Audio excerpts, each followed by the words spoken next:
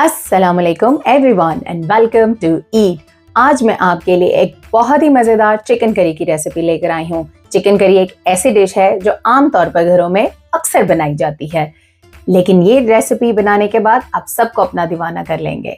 अगर आप लोगों ने अभी तक मेरे चैनल को सब्सक्राइब नहीं किया तो जल्दी से सब्सक्राइब का बटन प्रेस करें और बेल नोटिफिकेशन को ऑन कर दें ताकि आइंदा आने वाली हर मज़ेदार लेकिन डिफरेंट रेसिपी के बारे में आपको नोटिफाई कर दिया जाए। So without any further ado, let's get started.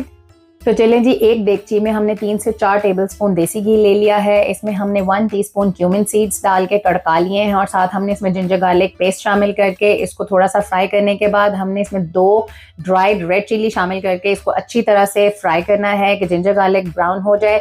फिर हमने इसमें एक 1 मीडियम प्याज जो है वो शामिल करके इसमें 1/4 कप पानी का शामिल करके इसको अच्छी तरह से पका लिया है कि प्याज भी ब्राउन हो जाएं। और उसके बाद हमने इसमें अब ये 3 हमारे पास टमाटर हैं जो हमने इसे शामिल करके इसे हल्की आंच पर पकने के लिए रख देना है ताकि टमाटर गल जाएं। इन द मीन टाइम हम एक प्रेशर कुकर में 800 ग्राम हमने चिकन लिया है। इसमें 4 कप हमने पानी के शामिल कर दिए हैं। 1 teaspoon red chilli powder, 1 teaspoon garam masala, half teaspoon chaat masala, 2 teaspoon coriander powder, 1 teaspoon poppy seeds यानी खसखस, 1/4 टीस्पून टर्मरिक पाउडर और नमक हस्बे जायका शामिल करके हमने इसे 4 मिनट के लिए प्रेशर कुकर पे कुक करना है। और जो हमारे पास टमाटर पकाए हैं उनको हमने ठंडा करके उनकी पेस्ट तैयार कर ली है।